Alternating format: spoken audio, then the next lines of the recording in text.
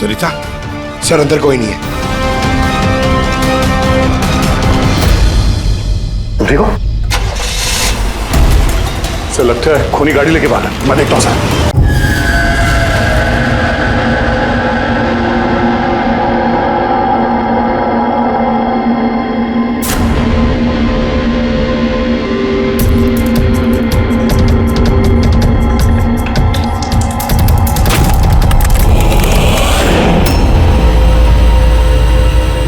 कौन है?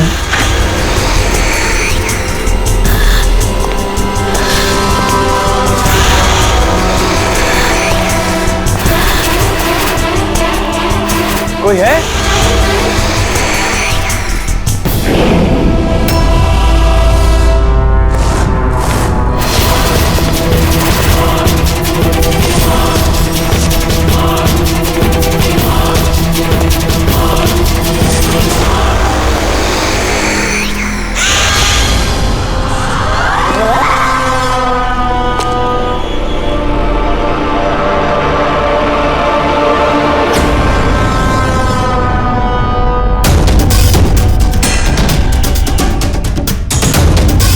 कौन है वहाँ?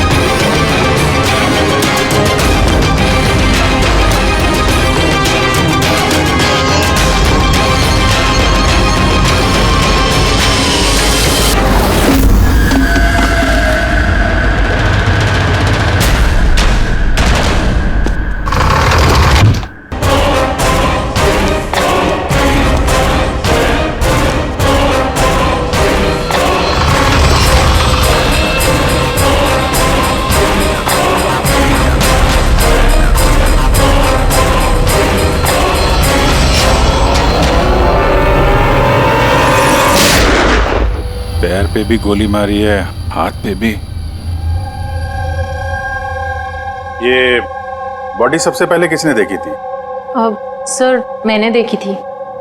आज सुबह जब 9 बजे मैंने ऑफिस खोला तो देखा टोनी सर की लाश पड़ी है। तभी मैंने आपको फोन किया। आप? सर मैं रीटा, टोनी सर की सेक्रेटरी। ये टोनी इस कंपनी के अकेले मालिक थे या कोई और भी पार्टनर था? नहीं सर, अकेले ही मालिक थे टोनी सर। तो इनके बाद नेक्स्ट सीनियर ऑफिसर कौन है कंपनी का? Sir Rohit sir. रोहित? जी सर, मैं ही इस कंपनी का सीईओ हूँ। किस चीज़ की कंपनी है ये? सर हम टॉक्स और सिक्योरिटीज में डील करते हैं। सर इनकी बेल्ट और जूते देखिए सर। इतने बड़ी कंपनी के सीईओ ये पहन के आएंगे ऑफिस? तो रोहित जी, क्या चल रहा है आजकल शेयर का भाव? सर वो एक्चुअली सर आज मेरी नींद जरा देर से खुली थी तो मैं अखबार या इंटरनेट पर चेक नहीं कर पाया। अच्छा, तो आपकी कंपनी का कौन सा अच्छा स्टॉक है जो बढ़िया परफॉर्म कर रहा हो? उसके बारे में कुछ बताइए। क्या नाम है उसका? सर वो याद नहीं आ रहा सर। तो आप लोग बताइए स्टॉक के बारे में। एक भी स्टॉक का नाम बताइए आप लोग।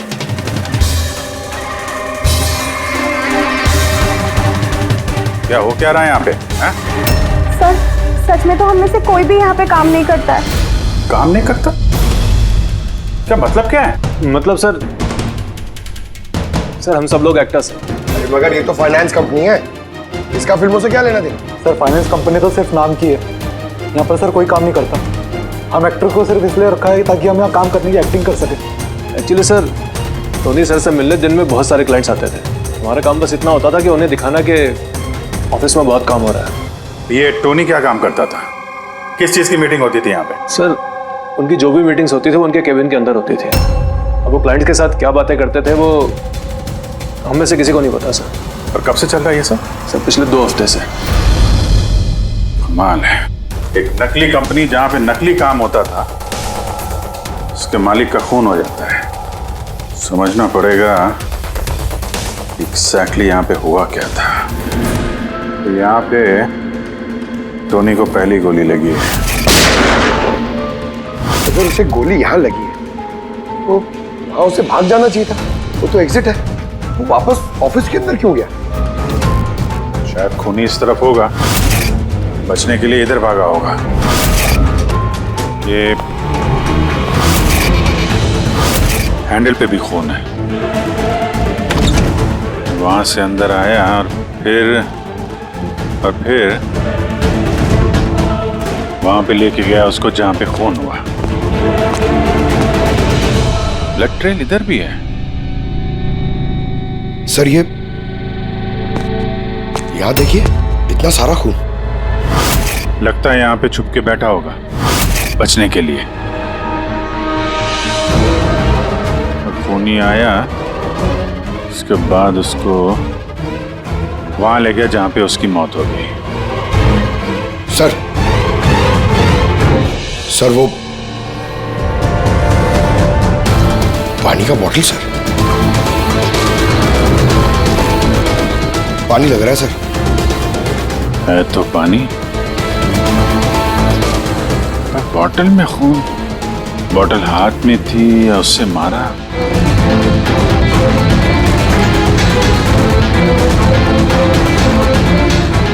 यहाँ तो खून है नहीं, खून तो वहां है, तो इसका मतलब खून यहाँ पे है तो शायद ये बॉटल यहीं होगी। यहाँ पे छुपा होगा तो बॉटल हाथ में ली होगी बचने के लिए। यहाँ वहां जाते समय गिर गई। यहाँ पे भी खून। वहां से आया तो इस पे हाथ लगा और सर हाँ, यहाँ तो ब्लड ट्रेल है।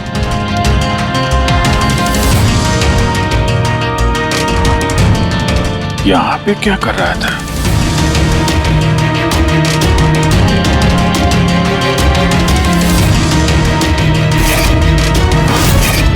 यहाँ पे पंजे का निशान है, यहाँ भी खून है, यहाँ भी पंजे का निशान है।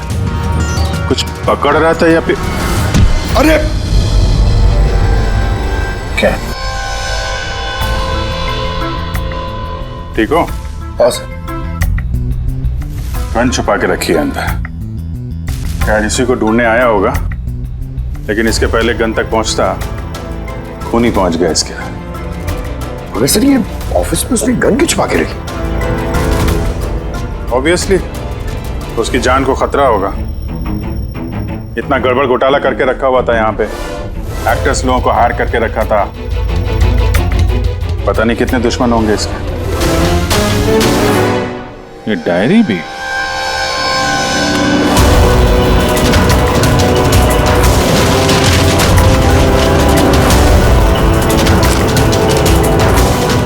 कुछ कोड जैसे लग रहा है ना सर।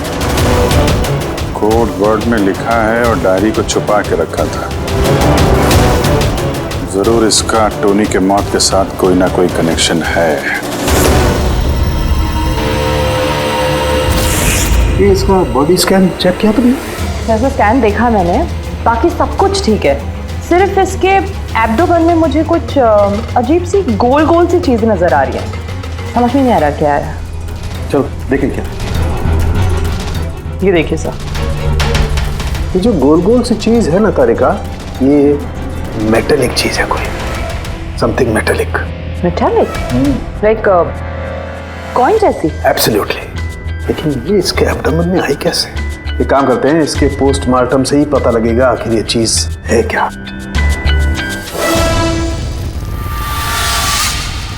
यार सोलंके, टोनी के पेट में से ये 5 सिक्के निकले। बॉस, मैंने इन सिक्कों के बारे में पता लगाया। ये सिक्के किसी भी देश की ऑफिशियल करेंसी नहीं है। मगर सर, कोई अपनी मर्जी से ये सिक्के क्यों खाएगा? शायद खूनी ने टॉर्चर करने के इरादे से टोनी को मजबूर किया होगा ये सिक्के निकलने के लिए।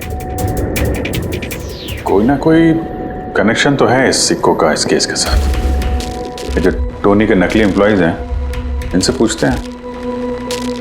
तो बताइए, आप में से किसने ये कॉइन्स देखे टोनी के पास? नहीं सर, किसी ने नहीं। सर याद कीजिए, जोर डालिए अपने दिमाग पर, बताइए। टोनी का फोन किसने किया? आप दोनों कौन? मैं दीनानाथ और ये शेखर। मैंने यहाँ फोन किया था। ऑफिस जाकर पता चला कि टोनी का खून हो गया। आप लोग कैसे जानते हैं टोनी को? मैं उससे सेट कॉइन्स खरीदता था। Set coins? जी। ये है क्या एग्जैक्टली? सेट कॉइन एक ऑनलाइन करेंसी है। इसका व्यापार ऑनलाइन यानी इंटरनेट पे होता है। जैसे गोल्ड में और शेयर मार्केट में लोग इन्वेस्ट करते हैं, वैसे इसमें भी करते हैं। बस अंतर यह है कि ये फिजिकल फॉर्म में नहीं होता, गोल्ड कॉइन की तरह, है ना? नहीं सर, होता है ना। जैसे गोल्ड कॉइन होता है ना, वैसे ये कॉइन भी बाजार में मिलता है। टोनी उन चुनिंदा लोगों में से था जो इनका व्यापार करता था। एक मिनट दीनानाथ जी, क्या ऐसी कॉइन्स आपने खरीदी थी टोनी से? हाँ सर, मैंने ऐसे ही 10 कॉइन्स खरीदे थे और एक कॉइन की कीमत 3 लाख रुपए थी। ये देखिए। माय गॉड, ये तो ठीक वैसे ही है सर। सर, आप लोगों को तो अंदाजा भी नहीं होगा कि ये कॉइन्स खरीद के कितने लोग करोड़पति बन चुके हैं। इनकी कीमत भी दुगनी हो चुकी है। मैं तो और भी खरीदना चाहता था, शेखर को बुलाया था ताकि ये भी इन्वेस्ट करे। दीनानाथ जी, आपके साथ धोखा हुआ है। जी हाँ, ये जो सेट कॉइन्स है ना, ये इंटरनेट करेंसी, ये सोने के सिक्कों की तरह बाजार में नहीं मिलती। आपके साथ झूठ बोला टोनी ने। मेरे सारे पैसे डूब गए, इन कॉइन्स की कोई कीमत नहीं रही। दीनानाथ जी, इस टोनी की जैसे 420 दुनिया में बहुत है जो खुद के फायदे के लिए आप जैसे लोगों को फंसाते हैं। काश अपने पैसे इन्वेस्ट करने से पहले आपने थोड़ी जांच पड़ताल की होती। अच्छा हुआ मैंने पैसे इन्वेस्ट किए, वरना मैं भी लूट जाता। मेरी बेटी की शादी कैसे होगी? मैंने अपनी सारी जमा पूंजी इसमें लगा दी, अपने प्रोविडेंट फंड्स के पैसे भी। सर, लगता है टोनी ने जानबूझ के थोड़े ज्यादा उम्र वालों को ही अपना निशाना बनाया है। उन्हें टेक्नोलॉजी और इंटरनेट के बारे में ज्यादा जानकारी होती नहीं है। हाँ सर। सर, कहीं ऐसा तो नहीं कि जिन जिन लोगों को टोनी ने धोखा दिया है उनमें से किसी ने टोनी का खून कर दिया? हो सकता है दया, बिल्कुल हो सकता है। टोनी के इस खूनी तक पहुंचने के लिए हमें पहले ये पता लगाना चाहिए कि टोनी ने कितने सारे लोगों को ये सेट कॉइन्स को लेकर फंसाया है। और फिर ये भी जानना बहुत जरूरी है कि टोनी के पेट में ये सेट कॉइन्स गए कैसे। सर, मैंने इस टोनी का पूरा इतिहास चेक किया। उसके पास कई नकली आईडी कार्ड्स थे, उस पर अलग अलग एड्रेसेस, अलग अलग फ़ोन नंबर्स। सर, हमें तो ये भी नहीं पता है कि टोनी उसका असली नाम है भी या नहीं। और फिलहाल तो हमें ये भी नहीं पता सर कि ये सारे जुर्म उसने अकेले किए हैं या कोई पार्टनर भी है उसका। यानी जो कोड क्रैक हो जाए ना, वो कोड जो टोनी के ऑफिस वाले डायरी में मिला था, बहुत सारे सवालों का जवाब मिल जाएगा।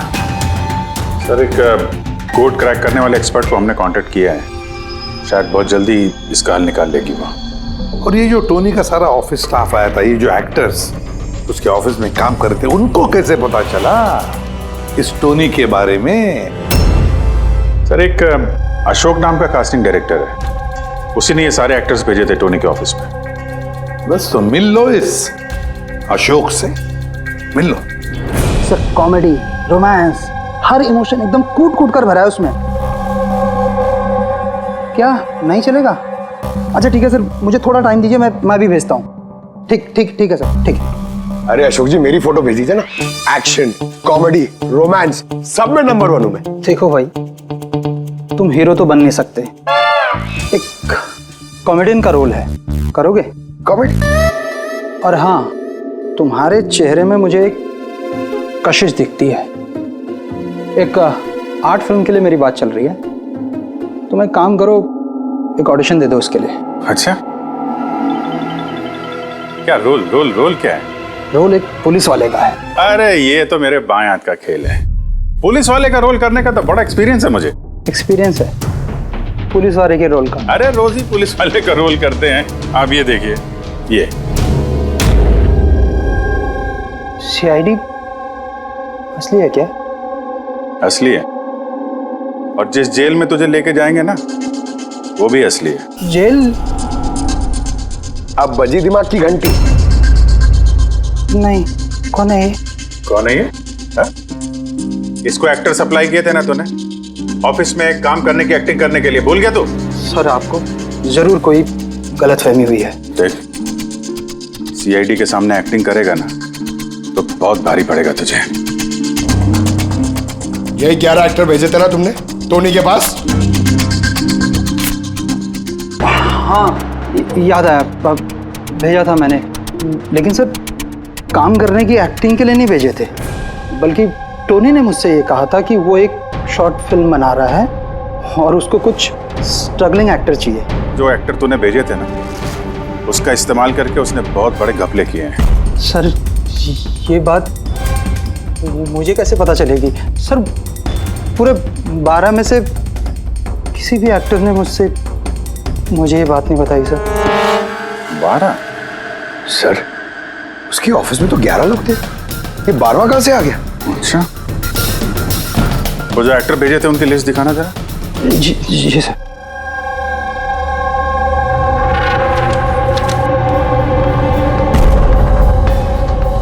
ये नया नाम है, ईशा कुमार। ये नहीं थी उस वक्त वहां पे, ये कहां गायब हो गई? सर इस केस में सवाल ज्यादा है, जवाब कम है, और वो कोड भी क्रैक नहीं हुआ अभी तक। सर रीना जी, आपने हमें यहाँ टोनी के घर पे क्यों बुलाया? और वो उन कोड्स का हल निकाल पाई या नहीं? काफी टेढ़ा कोड है सर, बिना साइफर के हल निकाल पाना नामुमकिन है। साइफर? ये साइफर क्या होता है? साइफर कोई ऐसी किताब या डायरी होती है जिनके अंदर इन खुफिया कोड्स का राज छुपा होता है। फ्रेडी, जैसे अंडरवर्ल्ड की दुनिया में ये चीजों के नाम को कोड्स में इस्तेमाल करते हैं, जैसे गन है उसे घोड़ा कहते हैं, और कौवा मतलब मोबाइल, तो ये सारे कोड्स एक साइफर में होते हैं। अगर ये साइफर मिल जाए तो सारे सवालों के जवाब मिल जाएंगे। सर मुझे लगता है कि टोनी इस साइफर को ऐसी जगह रखता होगा जहाँ से उसे वो आसानी से देख सकता हो या पढ़ सकता हो। लेकिन सर उसका ऑफिस तो अच्छी तरह से चेक किया था, वहां पर तो कुछ भी नहीं मिला। तो हो सकता है टोनी के घर पे मिल जाए। ये देखिए सर, बड़ा अजीब सा निशान है इस पेपर पर। शायद ये निशान इस कोड का कोई अहम हिस्सा है। तो इस निशान का राज यहीं कहीं होना चाहिए। घर का एक कोना चेक करते हैं।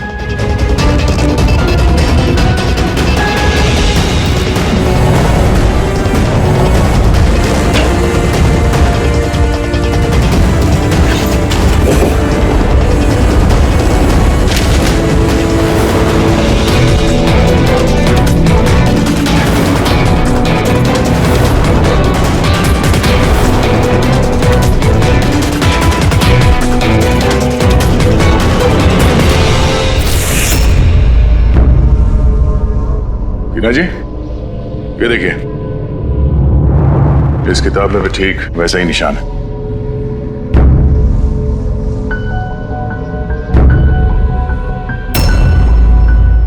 सर यही तो साइफर है। ये देखिए, इस पेज पर सिर्फ 7 सेंटेंसेस हैं और इसके हर सेंटेंस के फर्स्ट वर्ड को हम हाईलाइट करके देखते हैं।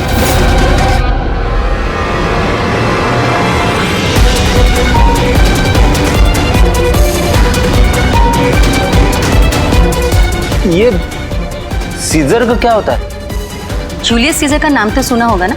हाँ। लगता है उसके जमाने का कोई पुराना कोड है। तो यहाँ ये सीजर के आगे जी भी तो है। यही तो मालूम करना है कि कौन से सीजर साइफर का इस्तेमाल हुआ है। मान लो ए अगर जी है और बी अगर एच है तो A to Z कुछ इस तरह दिखेगा। ये देखिए।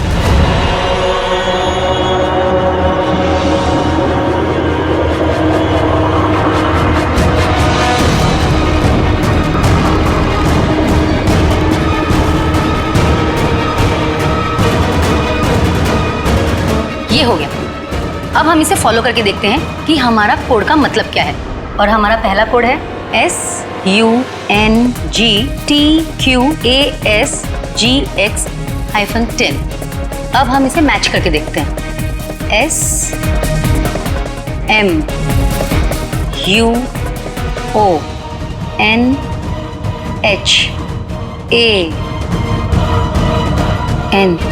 मोहन,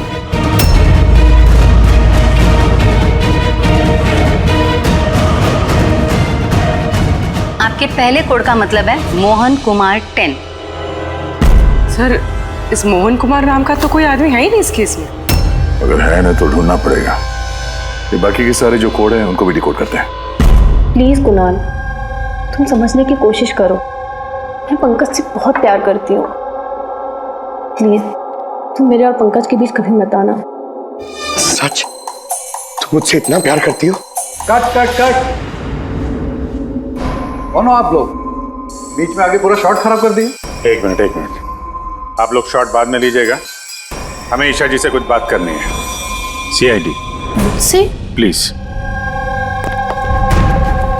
चलिए आप लोग प्लीज। ये फोटोग्राफ देखिए। टोनी, इसे पहचान दिया आप? इसका खून हो गया।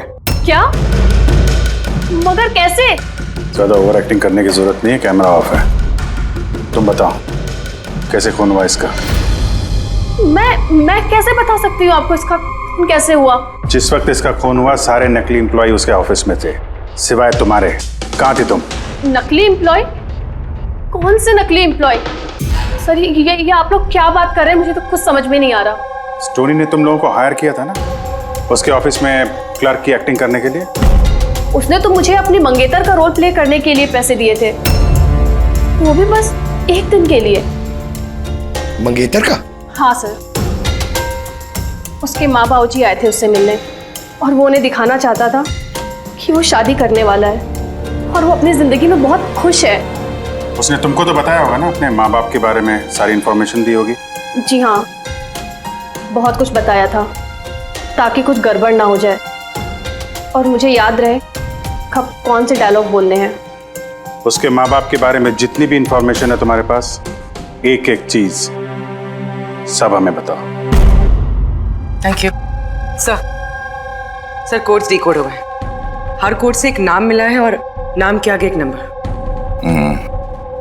जरूर ये वो लोग हैं जिनको टोनी ने सेट कॉइन्स बेचे थे, और ये नाम के आगे जो नंबर है इसका मतलब है किसके पास कितने सेट कॉइन्स हैं। जैसे ये मोहन ने ये 10 सेट कॉइन्स खरीदे थे, चिराग 6, विजय कुमार 8, एक्सेट्रा एक्सेट्रा। मतलब खूनी इनमें से ही कोई एक है? लगता तो ऐसे ही है। इन सारे बारातियों को ब्यूरो में बुलाओ सेट कॉइन्स के साथ। सर, मैंने टोनी को नहीं मारा। आपने मुझे बताया तब तो मुझे पता चला कि टोनी का मर्डर हो गया। कल रात तुम कहाँ थे? कल रात मेरे सर में दर्द था तो मैं कल रात 10 बजे ही सो गया था सर। अच्छा, और कौन है आपके घर में? मेरे घर में बस मैं हूँ सर, और मेरा एक बेटा है जो विदेश में नौकरी करता है। मैंने तो अपने रिटायरमेंट फंड के 15 लाख लगाए थे इसमें। अब मुझे ये समझ में नहीं आ रहा है कि मुझे कैसे वापस मिलेंगे। गन रखते हो ना तुम? सर, मेरी गहनों की दुकान है।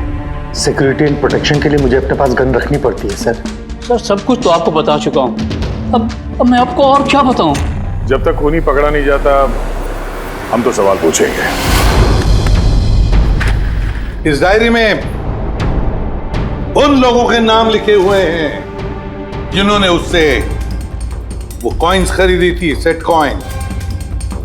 उन लोगों के नाम और जितने भी कॉइन्स खरीदे थे वो सब, पूरा का पूरा रिकॉर्ड इसमें है।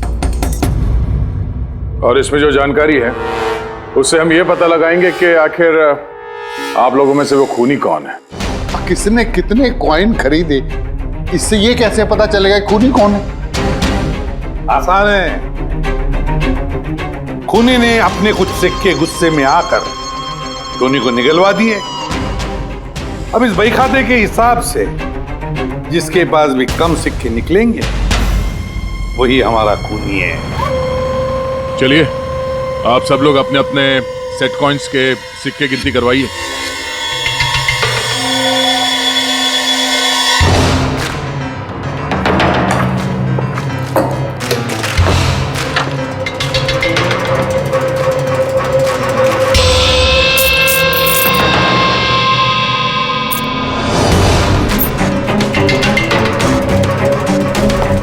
सर, सारे के सारे कॉइन्स हैं, एक भी कम नहीं। कोई भी कम नहीं?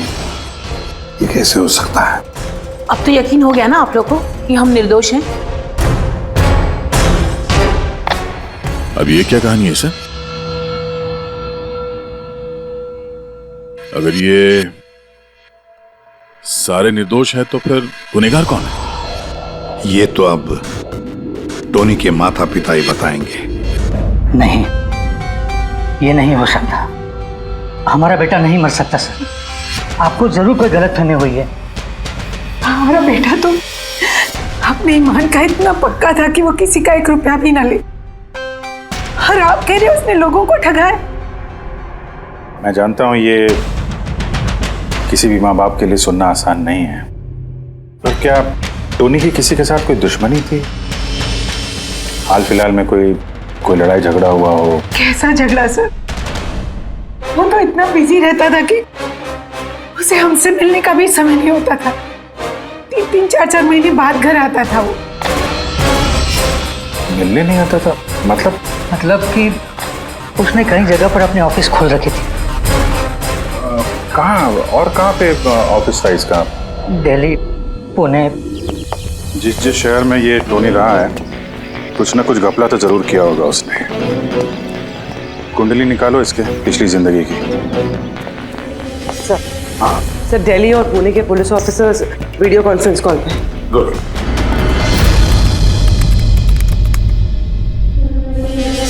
सर, इस स्केच को देखिए सर, टोनी से इसकी शक्ल मिलती है। इस आदमी के खिलाफ 2 साल पहले यहाँ दिल्ली में FIR दर्ज हुई थी।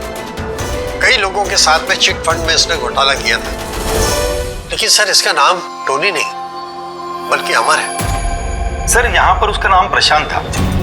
पिरामिड स्कीम के नाम पर उसने लोगों को बड़े बड़े सपने दिखाए और कई लोगों के पैसे खा गए। बहुत लोगों ने उसके खिलाफ कंप्लेंट भी दर्ज की है। सारे शहरों में यही कारनामा किया सर इसने। एक शहर से बेईमानी का पैसा इकट्ठा करके दूसरे शहर को रवाना हो गया किसी और को टोपी पहनाने। इसका मतलब है इस टोनी के दुश्मन सिर्फ इसी शहर में नहीं, बाकी शहरों में भी हैं। तो खूनी में से कोई हो सकता है। मतलब सर, हर शहर से ऐसे लोगों की लिस्ट निकालनी पड़ेगी जिनके साथ धोखा हुआ है। सर, यहाँ पर उसके खिलाफ कल्पेबल होमिसाइड की केस भी है। ये आलोक नाम के आदमी के उसने पैसे खा लिए थे। वो सदमा वो आदमी बर्दाश्त नहीं कर पाया, इसलिए उसने सुसाइड किया। तो टोनी को मारने का सबसे बड़ा मोटिव तो आलोक के किसी करीबी के पास है। ना तो उसने सिर्फ पैसा खोया बल्कि अपने किसी करीबी को भी खोया है। हाँ, आलोक, पुणे।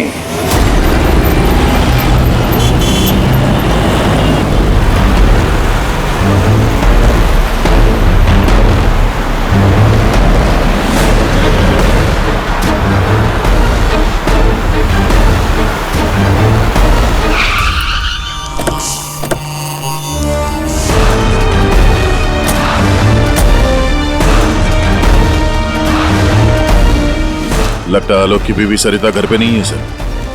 हाँ गया, आज सुबह से नहीं है। आज का पेपर और दूध। पंकज सर, जाके जरा पड़ोसियों से पूछताछ करो। Excuse me. जी, मैं ऑफिसर पंकज हूँ, CID मुंबई से। हेलो सर, मैं पूनम। हेलो, ये सरिता यहाँ रहती हैं? ये हाँ, कहीं हाँ। गई हुई है बाहर, आपको पता है? वो तो नहीं पता। क्यों, कोई प्रॉब्लम हो गई है?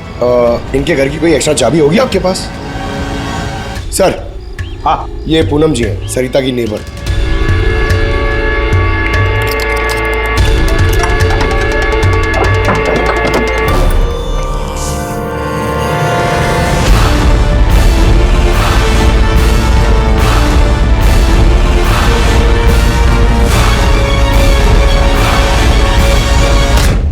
जिस तरह से घर के अंदर ये सामान बिखरा पड़ा है, ऐसा लगता है कि कल रात यहाँ पे कुछ हुआ था। हुआ तो था जरूर दया, कुछ न कुछ तो हुआ था। ये देखो, खून के निशान। ऐसे लग रहा है जैसे किसी को घसीट के यहाँ से ले जाया गया। सर, कहीं किसी ने सरिता का किडनैप तो नहीं कर लिया? पूनम। हाँ सर। सरिता को आखिरी बार कब देखा था तुमने? सर, रात के 2 बजे, जब मैं नाइट शिफ्ट से घर वापस आई। उस वक्त शायद सरिता जाग ही रही थी क्योंकि यहाँ पे टीवी चल रहा था। उसके घर के आसपास किसी को देखा, कोई आया हो उनसे मिलने के लिए? कुछ और तो नहीं, पर हाँ एक वाइट कलर की वैन थी जो घर के बाहर खड़ी थी, पर सुबह वो वहाँ नहीं थी। तो उस वैन को पहले भी कभी देखा था यहाँ आसपास? नहीं, कभी नहीं। अच्छा, उसका नंबर याद है, नोट किया था? नंबर तो नहीं नोट किया, मैंने ध्यान नहीं दिया। अच्छा, तुमने कुछ शोर शराबा या झगड़ा वगैरह सुना उस वक्त? हाँ, आवाजें तो आ रही थी जोर जोर से, पर मुझे लगा कि शायद सरिता जाग रही है, टीवी देख रही है, तो मैंने उतना ध्यान नहीं दिया। अच्छा पूनम, ये जो तुमने लड़ाई झगड़े की आवाजें सुनी, कितने बजे थे? यही करीब 3 बज रहे होंगे। 3 बजे? तो सरिता का किडनैपिंग 3 बजे हुआ था। तो डेफिनेटली ये सरिता का किडनैपिंग और टोनी का मर्डर, इन दोनों का आपस में कोई ना कोई कनेक्शन है सर।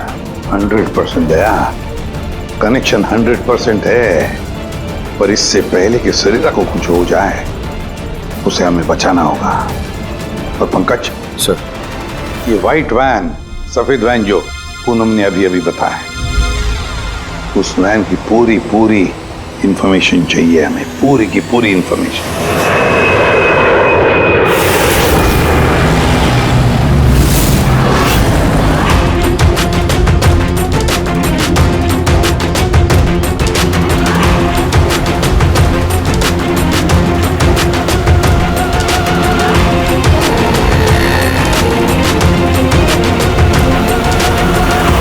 सर, यही रास्ते से वो व्हाइट वैन क्रॉस हुई थी।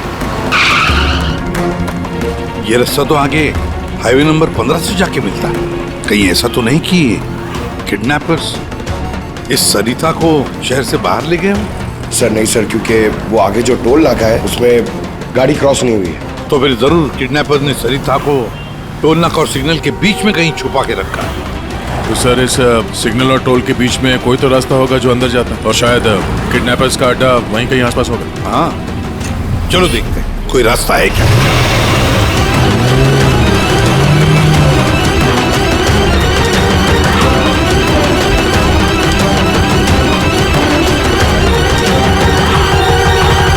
सर, ये एक रास्ता है जो अंदर जाता है। चलो चलो देखते हैं।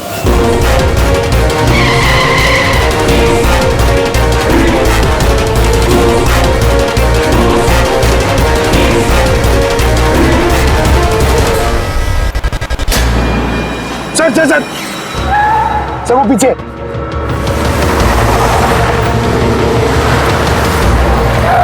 ये देखिए सर।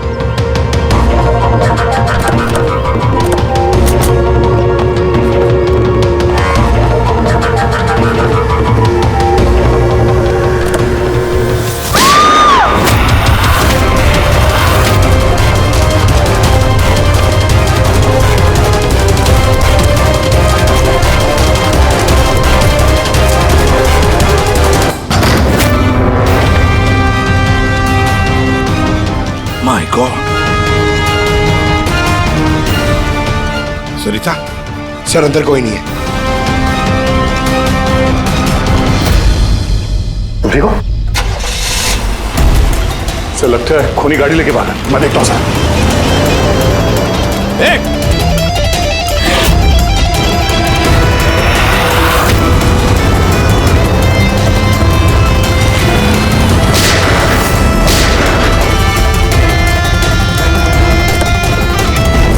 सर एम्बुलेंस आ रही है। सरिता, ये बताओ किसने किया ये सब? उसने मेरी आंखों में पट्टी बांध रखी थी, इसलिए उसका चेहरा भी नहीं देख पाई मैं। नहीं सर, निकल गया। गाड़ी का टायर पंचर करके गया वो। सरिता बताओ, क्यों किया होगा ये सब उसने? सर उसको मेरे पति आलोक का फाइनेंशियल रिकॉर्ड चाहिए था, पता नहीं क्यों। पर तुम्हारे पति आलोक अब इस दुनिया में नहीं रहे ना? हाँ सर, उन्होंने आत्महत्या कर ली थी क्योंकि किसी फ्रॉड ने उन्हें धोखे से लाखों रुपए लूट लिए। पर वो पैसे भी उनके नहीं थे सर, उन्होंने किसी से कर्जा लिया था, पर कर्जा ना चुकाने की वजह से उन्होंने सुसाइड कर ली सर। अब ये क्या चक्कर है सर? ये किडनैपर को आलोक के फाइनेंशियल रिकॉर्ड्स पे इतनी दिलचस्पी क्यों होने लगी? पंकज, या इस किडनैपर को दिलचस्पी इसलिए कि मुझे तो लगता है कि ये किडनैपर, ये खूनी भी वही है जिसने आलोक को पैसे दिए थे। अब जैसे उसे पता चला कि आलोक इस दुनिया में नहीं रहा तो प्रॉब्लम आया, पैसे वसूल किससे करे। उसे पता चला कि आलोक का सारा पैसा टोनी के पास है, तो उसने टोनी को खत्म कर दिया और फिर खुद पर इल्जाम ना आए सारे सबूत मिटाने के लिए उसने सरिता को फोन किया और उसे पूछा कि आलोक का सारा फाइनेंशियल रिकॉर्ड कहां पर है।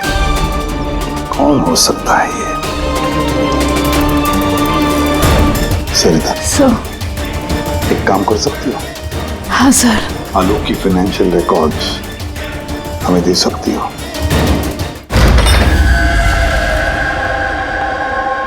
माय गॉड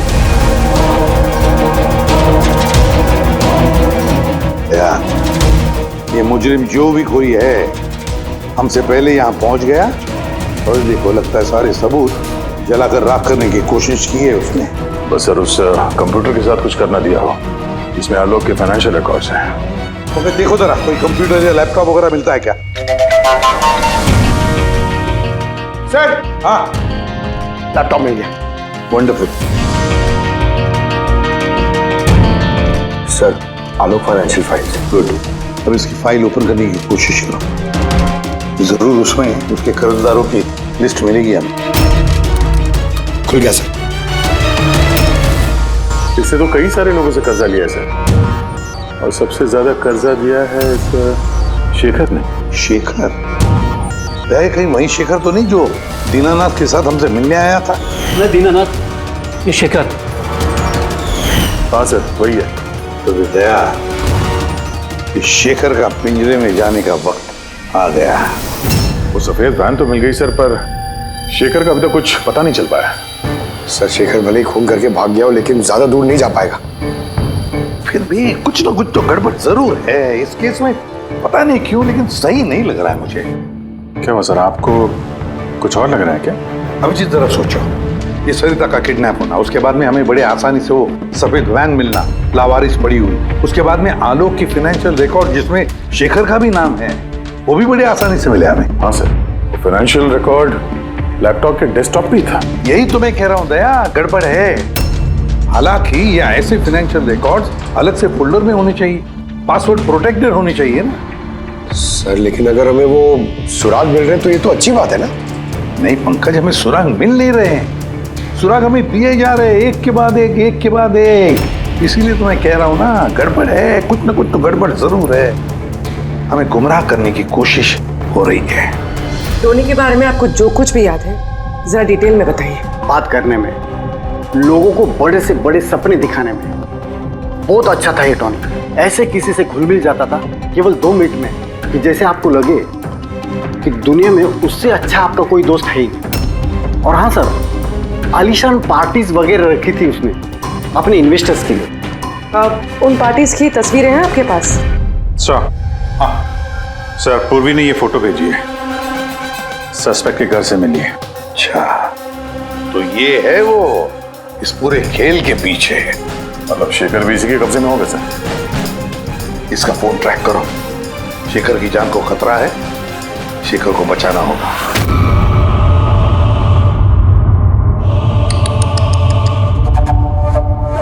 अब तो तुम्हें भगवान भी नहीं बचा सकता शेखर। सीआईडी को सारे सबूत तुम्हारे खिलाफ मिले हैं। अब तो ये ट्रिगर दबाकर तुझे बस मार डालूंगी और उन सबको लगेगा कि तू देश छोड़ के भाग गया। नहीं, ऐसा मत करो प्लीज, मत मारो मुझे। मैं वाकई देश छोड़ के चले जाऊंगा। आपके बारे में मैं किसी को नहीं बताऊंगा। I promise.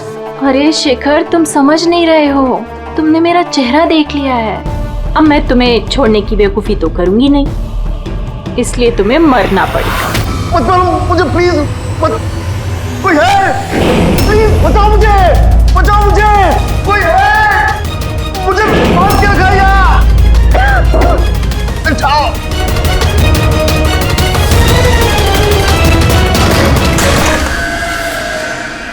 उठ उठ।